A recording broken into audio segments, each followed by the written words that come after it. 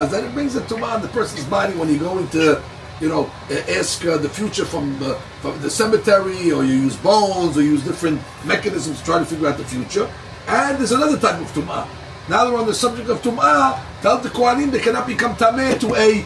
So the connection is tumah. That's the Balaturim says. And what's the logic? The old custom was for these people they would go sit in the cemetery, and they would get tum'ah on their bodies. And by getting the tum'ah on their bodies, that would cause them to be able to see through black magic and get all this type of visions. That's the first interpretation.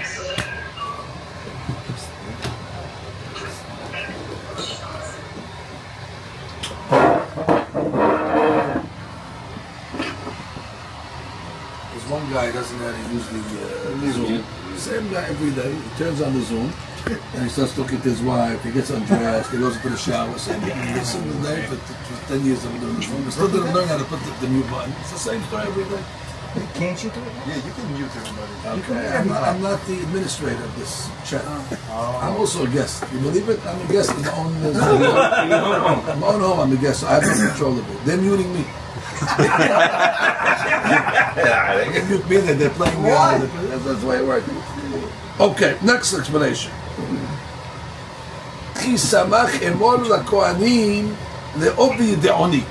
Another reason why we made this connection.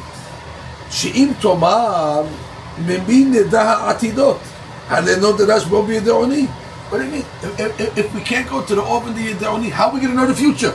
We need to know, should we go to war? We need to know who's going to win. We need to know who's going to be the forecaster. לכן שמחנו אמור לכהנים.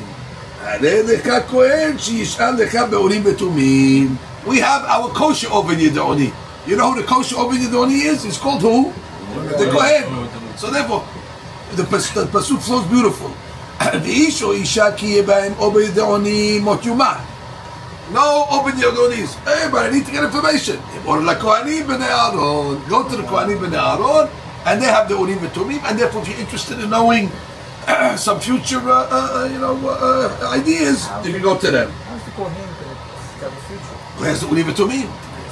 He has the breastplate. So you ask the question to the Kohen who's wearing the breastplate, and when the letters start to flash, and therefore you know. So we have this, which means the Torah gave you a kosher way of doing it. To do what you're not allowed to do by the Ob, you're allowed to do by the Kohen. That's another connection between the two parashiyot. הרי לך כהן, ששלחי בו מתומים, והכי איתה בתנחומה. And this is what it says in the Midrash, ואיש או אישה כי יהיה בהם אובי ידעוני. זה שאול ואישה בעלת אוב. וסמוך לו אמור לו לכהנים. Which means, what happened? What happened over here was the story of Shaul HaMelech. Shaul HaMelech, if you remember, he actually went to a lady who was a fortune teller who wanted to know what's going to be regarding the war, and he shouldn't have gone. There's claims against him, and it's actually amazing midrash. The midrash comes along and says that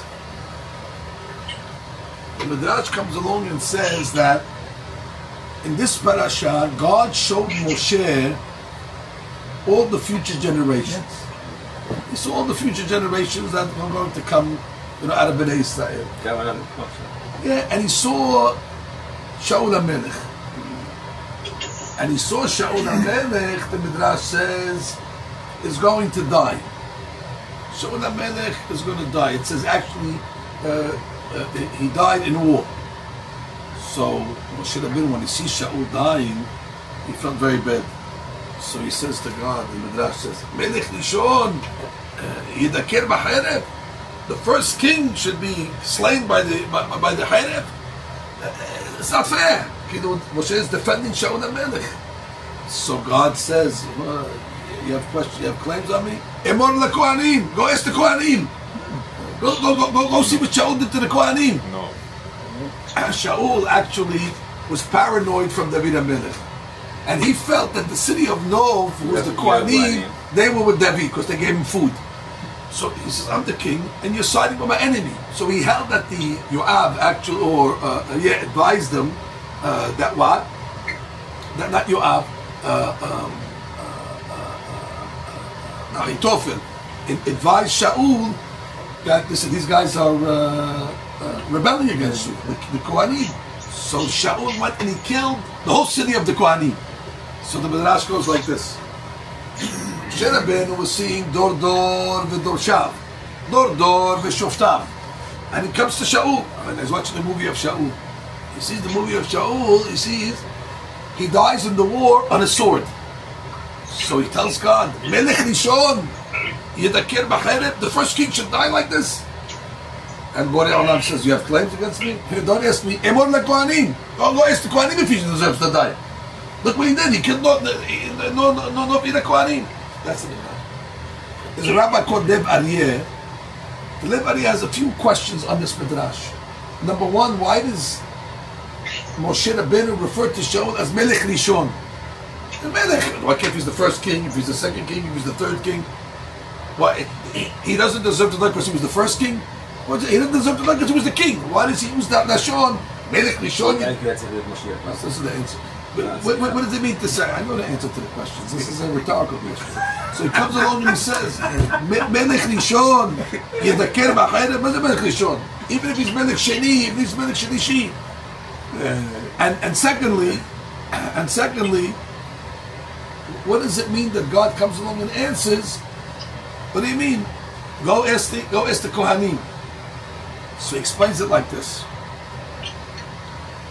He explains it like this, and this is a big yesod in Judaism. There's another king that also was involved in a sword. He didn't die by the sword, but he used the sword to kill a rebel that rebelled against him. Let's review the story. David HaMelech alav shalom was in a war against Ammon, and he felt that Uriah was a traitor. Uriah actually was the husband of Bathsheba, and for whatever reason he felt Uriah was a traitor. The Gemara explains why. So what did he do? He put him in the front lines, and it says when the Ammonim came with their swords, they came and they killed Uriah. And God has a claim against David for this. The Pasuk says, "Ve'oto haragta b'chereb b'nei Ammon." You killed Uriah with the chereb b'nei Ammon. Now God doesn't say you killed him with the chereb. He says you killed him with the chereb of b'nei Ammon. So it sounds like it's not that the claim was you killed an innocent man. He deserved to die. Not by them. But you used the chereb of b'nei Ammon to kill him. Else, yeah. What's the difference whose chereb we used? We got to kill him. He's dead anyway. He says, Borei Olam says, you made a terrible Chagul Hashem, David. Why? Because on the chereb b'nei Ammon, it had the Avodah Zarah. It had the snake and all their stuff. So when the chereb b'nei Ammon killed Uriah, what did the Ammonim say? You see that? Our Avodah Zarah brought us victory. So David, by you putting him in the front lines, you only gave credibility to the Avodah Zarah. So if you would have killed him with your own chereb, he's right. He's a Mored B'Malchut. He deserves to die. So the claim was not that you killed him, but how you killed him. And that's why when David HaMelech makes Teshuvah in Perek Nun Aleph in Tehillim for this episode, he says, Lecha lebadecha hatati. God, the sin that I did was to you, which means it wasn't a sin against Uriah. Uriah was guilty, but the sin was lebadecha, to you I sinned. What do you mean? If you killed an innocent man, it's not a sin to God, it's a sin to Ben Adam Lahamiro. Oh, David's sin was Ben Adam Lamakom. He says, I made a sin over here. Fine. So what did God say? God says, I forgive you. I forgive you. Borei Olam forgives David HaMelech, even though he made a Chagul Hashem by using that, giving again credibility to the chereb b'nei Ammon. You following so far? Yeah. Now watch this. Shaul HaMelech. You know how he died? He was in a war against one of the enemies, and they were coming after him. and they were going to kill him. So what does Shaul HaMelech tell his helper, his serviceman? He says, take my sword and I'll fall on my own sword. Because he knew he was going to get killed by the enemies. So what did he say? I don't want to make Halul Hashem. I'd rather fall on my own sword so they won't come along and say, look, the sword of the Avodah Zarah, the Penishtim, they had Dagon on their sword. Which Avodah Zarah? The snake, exactly. So therefore, Moshe Rabbeinu said, I don't understand. The first king should die beheaded as opposed to the second king. The second king is more guilty of the Hayreb. The first king tried to avoid what the second king did not. The first king wanted to avoid that Halul Hashem. You understand the question now? Yeah. Melech Rishon Yidakir b'Hayreb. Why should the first king be killed by the Hayreb? Adrabah, he was trying to avoid the Hayreb of the Goyim, something that the second king was not trying to avoid. So therefore, why do you give a courtesy to David and you don't give a courtesy to Shaul? He's in Penn Station. So why does he turn on the Zoom? I don't know. He's in Penn Station. The announcements in the background. He's watching TV. Ask him what is every week. He's not there. I can't ask him. He's not there. He turns on the Zoom, then he walks away. He's not even there. If he was there, I could talk to him. He's not even there. And then after the class, he says, "Wow, what is shi'ur? They didn't hear one word. The guy, what shi'ur? He's making scrambled eggs all the time." You know, you can put him in. You can put him in a room. He's not in the room. No, you can put him in a room. He's not in the room. You can put him in a room. You move this person. You teach me after. He's here to teach my Well, Now you watch. can put him in a room. Now watch. Let's continue with this, please. So now what happens is. What is the menu, Habibi? So now what happens? So now we understand what David HaMelech, what the claim of Moshe was. Melech Rishon, Yidakir b'Hayreb. Why do you give Melech Sheni a courtesy that you don't give to Melech Rishon? So the explanation is like this, and this is a very, very important klal that we see many times. Borei Olam knows that there's two types of sins. There's a sin that's been Adam lemakom, man to God, and then there's been Adam lehavero. You see many times that God will say, what you do to me, I can forgive you, that doesn't bother me.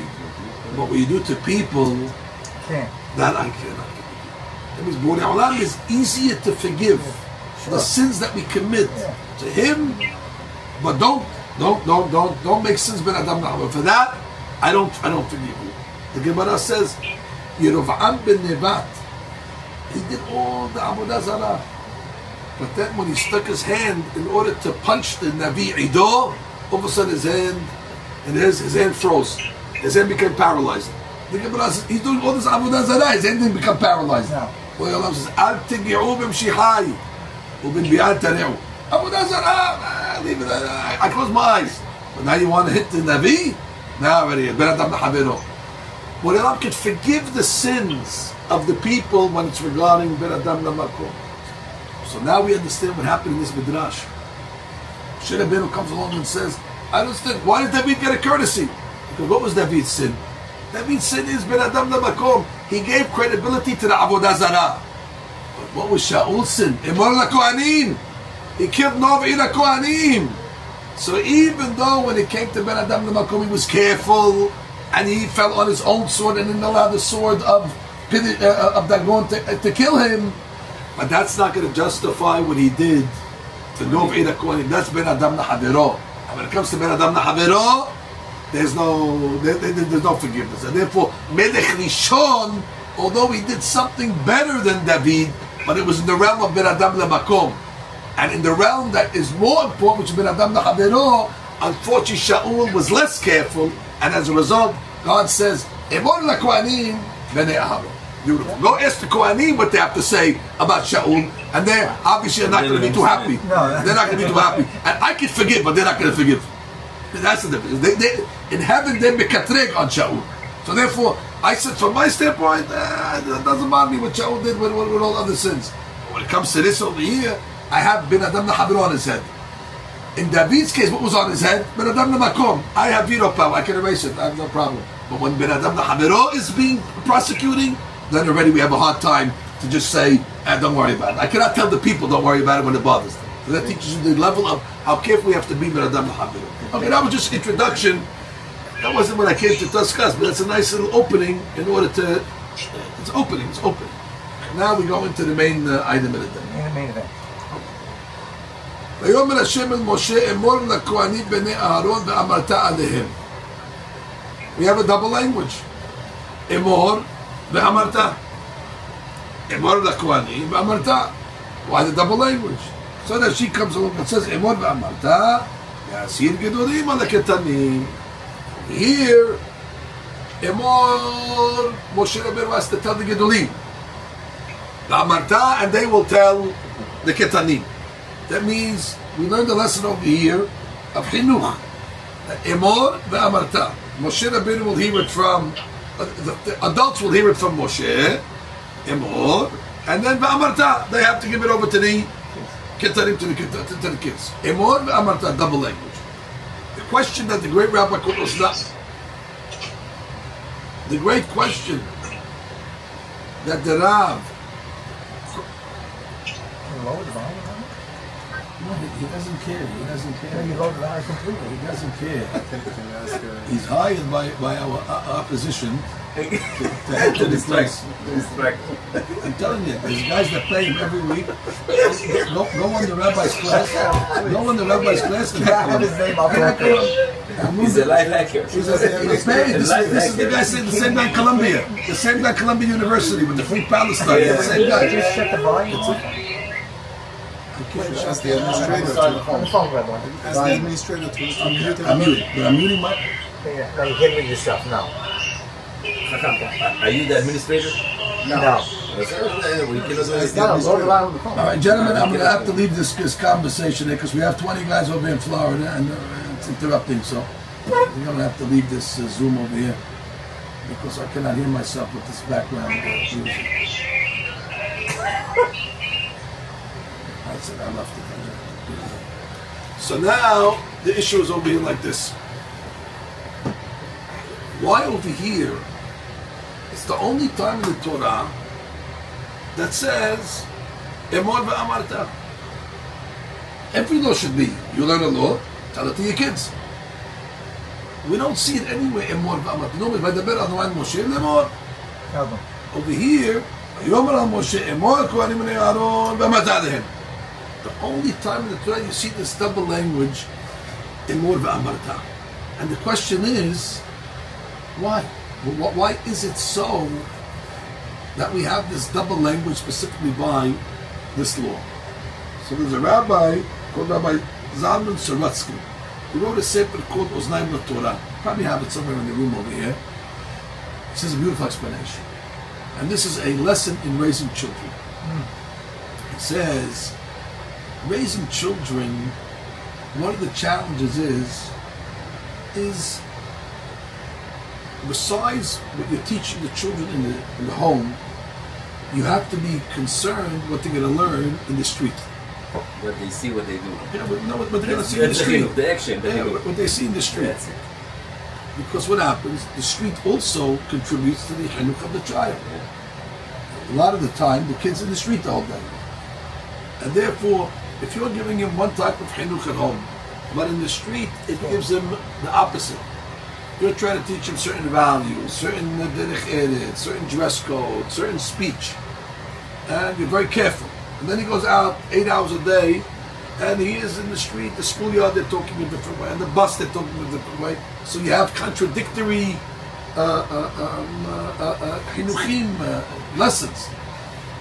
That causes that creates a situation where the parents have to double down their efforts in order to strengthen their chinuch because they know they have competition on the outside. But imagine you lived in, let's say, a religious neighborhood where anything that you're teaching in the house actually is being reinforced outside the house.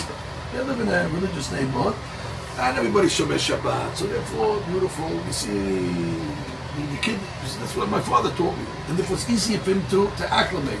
And kashrut and all these other laws. So that's the biggest challenge over here. The biggest challenge is we can control, we teach our kids in the house. However, we have to be concerned that the exposure on the outside doesn't dilute the values that we try to infuse in our children on the inside. So the explanation we said is like this. Let's say you teach your children you cannot eat McDonald's. When he goes in the street, Baruch Hashem, he sees all his Jewish friends, nobody eats at McDonald's. They all go to the kosher, hashkaha, and he tells them, make sure you keep Shabbat, you're not allowed to ride your motorbicycle on Shabbat. He goes in the street, all the motorbicycles are chained up on Shabbat. Baruch Hashem. So Until you come to Miami, see the scooter. Whatever he's doing, that's why I said the motor. Whatever he's doing, You heard the rabbi. whatever he's doing and teaching in the house, it's getting reinforced by all his friends in the street. He comes to shul, nobody has in their snack not kosher food. So Baruch Hashem, the father says, great, everything is good. After lunch, everybody takes up a B'chat Hamazon. That's what my father told me to make B'chat Hamazon also. Everybody makes B'chat Hamazon. Gives him Hizuk. He makes B'chat Hamazon. Now all of a sudden comes Erev Shabbat. All the kids in the street, 5 o'clock, we have to go inside, we have to take a shower. Okay? The street is only giving chizuk and reinforcement to that neighborhood. In general. That's very good. However, here we have a problem. This father over here, who's a Kohen, he tells his son, listen, he tells his son, you're not allowed to go in the cemetery. No.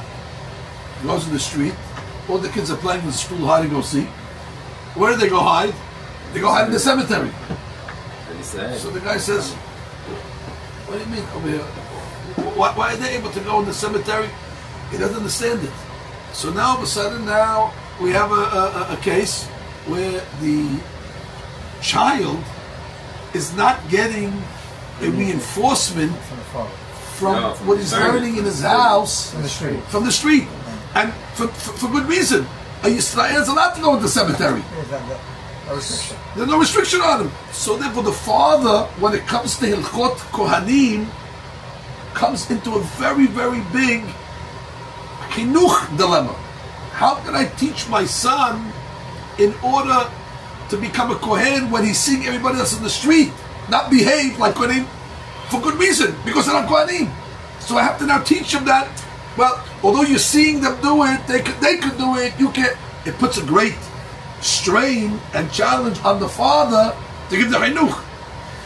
Therefore, in cases that the street does not reinforce the lesson in the house, you have to double down on that chinuch. And that's why specifically over here it says Emor ve'amarta. Over here is the only time it says Emor ve'amarta. Because here, you're not going to get the strength. If I tell my kid keep Shabbat, so between my telling him to keep Shabbat and seeing all his friends keep Shabbat, that's it. That's a built-in Emor ve'amarta. The street is your ve'amarta.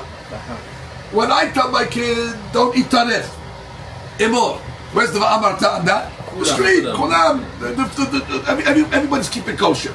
However, over here, I'm going to tell my kids, don't go into the cemetery, you can't marry this type of lady, you have certain restrictions. Otherwise, I see my friend, he's marrying a divorcee, and he goes into the cemetery, and he just came back from a funeral. What can he do? What can I do it? So now the kid finds himself in a contradiction. And that's what the Torah says over here. On laws like that, where you're not going to get help from the street. Not only you're not going to get help from the street, you're going to get an opposite message. That's why it says specifically over here, Emor ve'amarta. There, the chinuch in the house has to be doubled. It has to be reinforced twice. That's why in this case over here, we have Emor ve'amarta. Based on this, we can explain something else. And this is a very, very interesting point that I saw Rav Yaakov Kamenetsky brings down. We have later on in the Parashat, Torah says, Ubat ish kohen, ki tehel liznot, et aviha hi mehalelet, ba'esh tesaref. What's the case? Ubat ish kohen. She's the daughter of the kohen. and she's commits znut. She commits promiscuity, exactly. So it says, "Et avia imehalelet." She disgraces her father. Be'esh tesaref. No, what does it mean over here? She disgraces. He didn't give the She double. disgraces her father. You give it the double the chinuch. What are you saying? What are you saying? You're confusing me. What does it mean over here? Ubat ish kohen ki tehel lizno et avia mehalelet. Oh, if you know it already, so then say it before I said it. I can't help myself. But no chmat to say it after I say it. Tell me what I'm going to say next. That's not douche. Don't tell me after I say it. It's worse than the Zoom guy. It's worse than I don't have a mute on this guy. I have a mute on the guy. I can't put a mute on They pay me. They pay you. No heckling. No heckling. I got rid of the Zoom guy. I can't hear the rabbi. I got to hear you. Please, Dachilai. So this is my vacation. Better go to Zoom again. Okay, so now, Let's take up the thought again. ubat ish kohen. Right. כי תחל לזנות את אביה המחללת ויש תצרף. So Yaakov Kamenetsky says, what are you getting the father involved over here? It should just say, by this correct is not, ויש תצרף. So he says, beautiful explanation. He says, if you look in the Gemara, at the end of Sukkah, you see a famous story. The famous story is where there was a certain Mishmar. Mishmar is one of the families that worked in the Beit HaMikdash. And that was called the Bilga family. Not Bill Gates, Bilga. And Bilga family, they got penalized. That while all the Kohanim used to get the bread when they used to enter, they used to divide the bread with the incoming Mishmar and the outgoing Mishmar. So they would divide in the north and they would divide on the way out in the south. Bilga, they put them in the south, which was they were penalized always in the south. You can't be with the other Kohanim. Also, when it came to slaughtering animals, they put them in a separate section. They locked up they put a padlock on their locker. So the Gemara said, what did Bilga do? What did they do? They said, because they had a girl, a renegade girl, called Miriam Bat Bilga, and she once came into the Beit HaMikdash, and she took her shoe and she started to hit the Mizbeah, and she said, Lucas, Lucas. She called the Mizbeah a wolf, a hungry wolf. You're eating up all the korbanot from Bnei Yisrael, and you don't give them rahamim. She spoke, bad. So the Gemara says, fine. You have a girl that's a renegade. You punish the whole family. So the Gemara says, what do you think? Where do you think she learned it from? The Gemara says, Shuta di yenuka b'shuka. When you hear a person, a child talking in the marketplace, or the abu or the imeh, it's either they heard it from the mother or the father.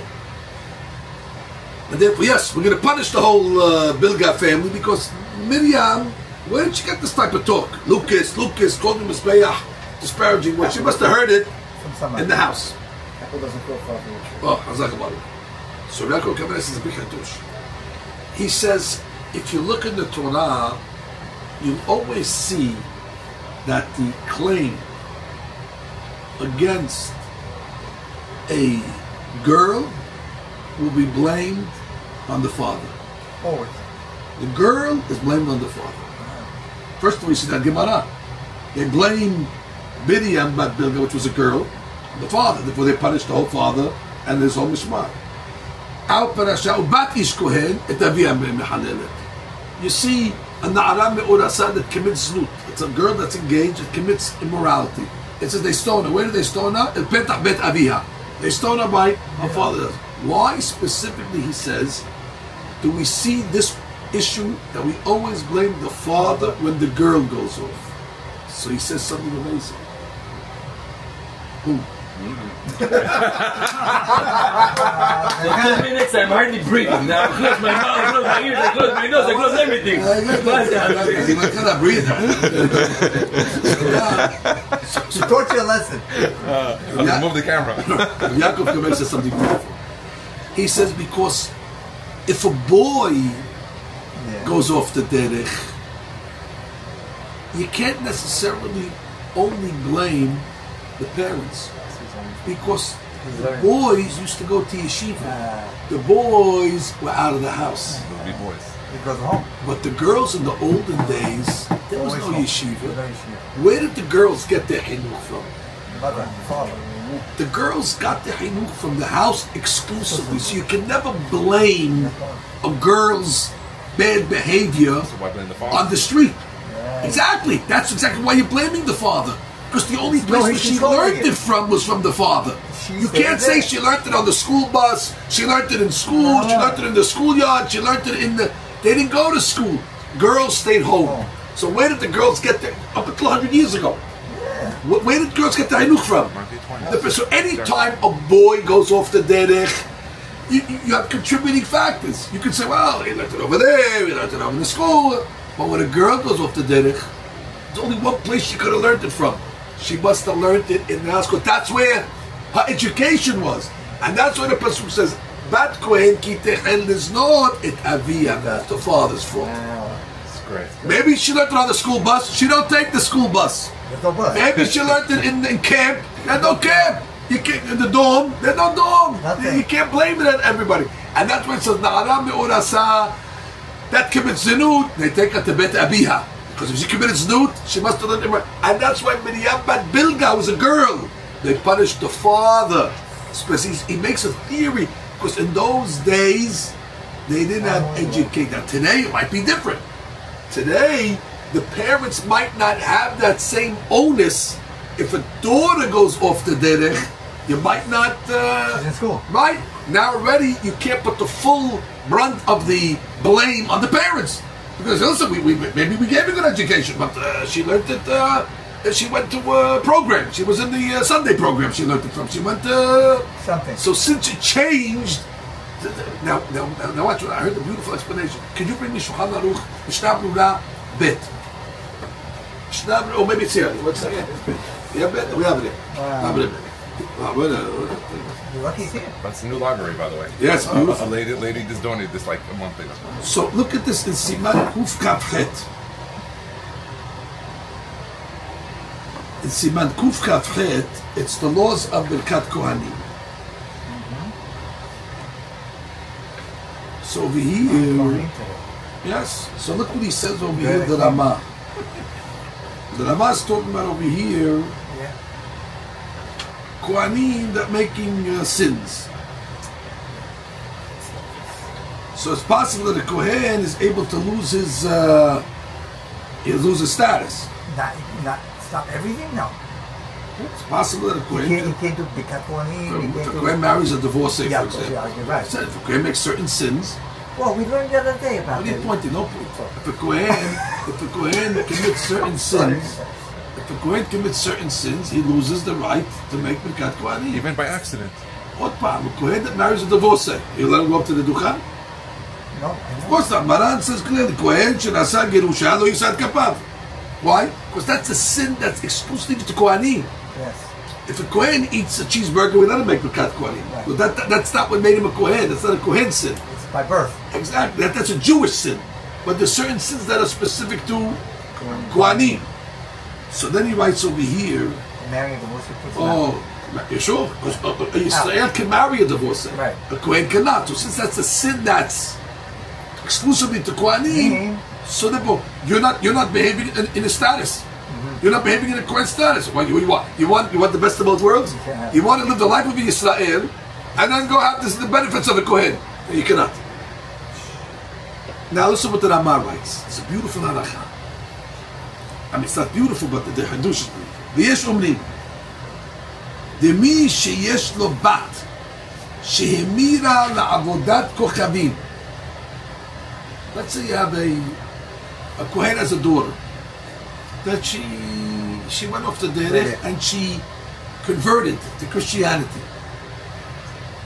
Or shizinta, or she committed znut. En mechuyavim od lekadesho. You're not obligated to give the father any benefits of Kohanim, ki aviha hi mehalelet. Wow. That's a very strict. This is from the Mordechai. It's very strict. The Rabbi called the Mordechai. That's what he says again. He says if you have a Kohen that has a daughter, and she's either a renegade, she's wearing a cross now, or she committed adultery or snoot, now already you don't have to give the father Aliyah Kohen anymore. It's amazing, punishing the brother. Because the Pasuk says this week's Parashat. Et aviyai me'alelet. Very strict halakha. Look at the Mishnah Berurah. Mishnah Berurah says, Haynu le'inam leftoach rishon. You don't have to give ma'aliyat kohen. So then he says, What is he forbidden? Or is it, you just don't have to? you don't have to give ma'aliyat kohen anymore. That's what, but you know, it's not forbidden. Leave the halakha. You got the point. That he gets penalized for his daughter. I got it. Now look at the Mishnah Berurah.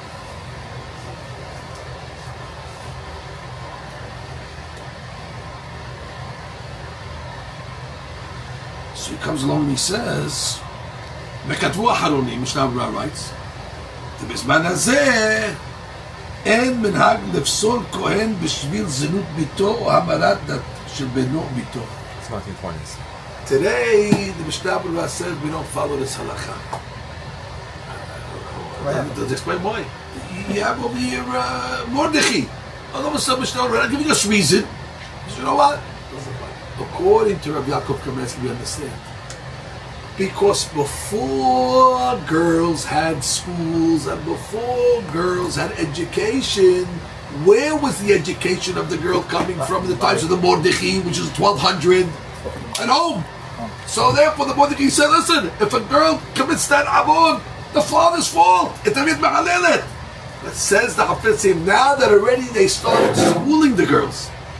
And therefore the girls go out of the house. You cannot necessarily punish the father. That's the Seman of the Mishnah Berurah. You cannot punish the father for the crimes of the daughter because he's not solely responsible anymore. Which means you see over here that the halakha changes based on the social practices of the time.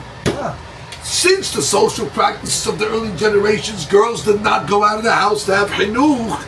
Therefore, the brunt of the child's misbehavior fell on the parents, and that's why the Mordechai said, if the daughter becomes a renegade, it's the father's fault. No kohanim, no aliyat kohen. Mishnah Berurah will come along and say, 700 years later, well, today it doesn't apply. Why? Because you really can't blame the father exclusively if the child became like that. Why? Because things changed. What changed? The daughters now are not locked up in the house and just being educated by their parents. They're going out. They go to the park. They go to the stores. Today, there's ladies that walk in the street. And therefore, since that happens, something's going to change. It's going to take some of the brunt off of the delinquent parents, although the parents are not off the gamre, but now you can't blame them completely. And that's why the Mishnah Berurah might say that Bizman Hazeh, the law doesn't apply. So that you see over here in Abotai, the beginning of Parashat Emor actually gives us the greatest lesson in how to raise children. Today, that the street is so against what we're trying to teach in the house, therefore we must reinforce and double that. Every halakha today in Judaism has to have Emor ve'amarta. Not only if you're a Kohen. Because today we teach Shabbat, in the street it's against Shabbat.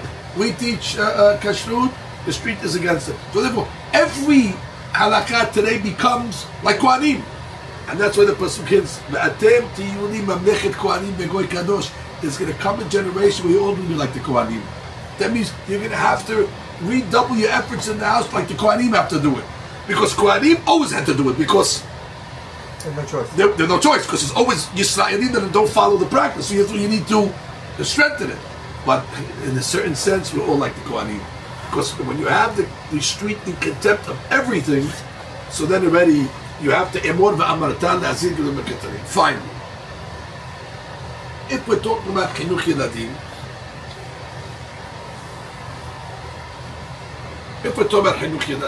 so we can explain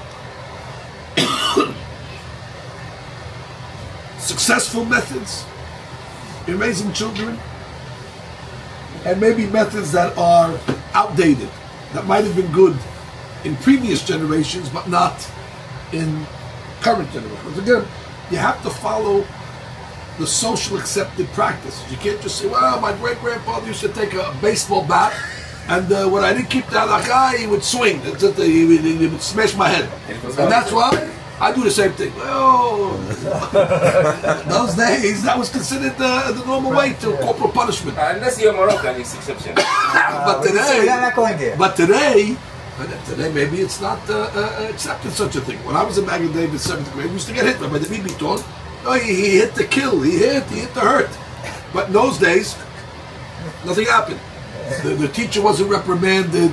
Your parents didn't come up to school to complain. They didn't call social services on the teacher. Nobody had a camera videoing the guy hitting you. The guy, if you took there was no camera, but if you would take the camera and you'd crush it with his hands. But today, already if a child gets looked at the wrong way, the parents are up there, the sheriff comes down, the police, social services, open a report, file a complaint.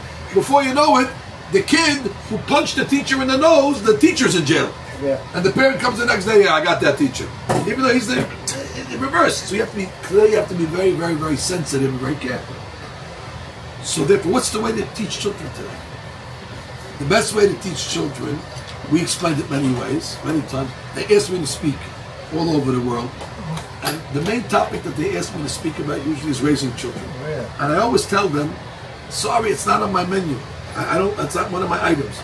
I say, it can't be. Every public speaker in the world, that's the number one topic. I say, you found the exception. It's not on my menu. Ask me anything else, I'll speak. But not raising children. So what, you don't have children? I said, of course I have children, I have grandchildren. You don't think, Rabbi, it's an important topic? I think it's the most important topic. But the topic that you asked me to speak about, raising children, I don't have one speech on it. I can't believe it. He's, okay, what do you speak about? I said, raising parents.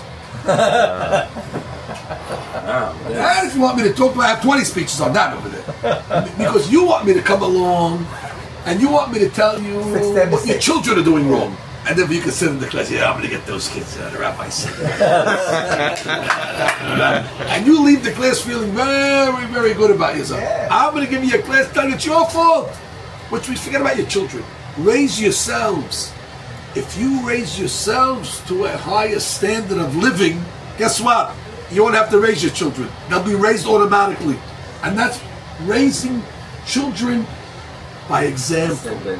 You know, exactly. If the child sees the parent, forget about talking. Talk is cheap. The tzaddikim omrim me'at ve'osim harbeh. In the realm of chinuch, not to say so much, but they do a lot. And the child sees the example.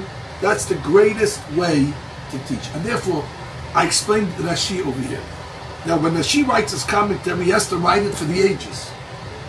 Correct? Rashi's commentary does not expire in 1986. It's for the ages. So Rashi says, Emor b'amata, le'hazhir gedolim alaketanim. That means to warn. Asara. That sounds like the old education. Nazir, I'm warning you. You don't do this over here, I'm going to kill you. Okay, so now, that Rashi seemingly has a date. It's dated. I have to say this Rashi will expire in 2011 when the society now became fragile. Has v'shalom. Maybe we have to read Rashi different. How do we say in Hebrew a shining light? A shining light Zahir, no? is Zahir? Zohara. Why do we call afternoon Sahorayim? Zohar and Zohar. The Tzadi and the Zayin are interchangeable. So Zohar ta'aseh lateva. Zohar ta'aseh lateva. Meaning make a light. And therefore in America, when we want to show an example, what do we say? He's a shining example.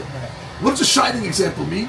Meaning, you through your actions, you're illuminating them, and the child sees it. And therefore, could be what she says, lehazhir. Lehazhir doesn't mean to warn, to shine. Lehazhir gedolim alaketarim. Today, lehazhir, put away the baseball bat. Retire the baseball bat and the hockey stick and the slipper. Today it's lehazhir. We tell the parent, be a shining example that you should light up by your actions. Raising parents. Before it was raising children. Now it changed to raising parents. Lehazhir gedolim alaketarim, and that's what it means. Emor that if the parent already will live by the values he preaches, then he doesn't have to preach. All he has to do is practice. We'll stop over here. But the belt is still allowed. The belt, don't go there. We have now. On this chidush, I did not have kavanah. I didn't get you. You all Rabbi, should we get you three more people to say Kaddish or no? That's happy birthday, Joey. Happy birthday. Joey, it's your birthday today? Yesterday was his birthday. Everyone? Bring me the mic, please. Thank you. My wife's super birthday, mine was birthday. Wow, Oh, really? Thanks. either way.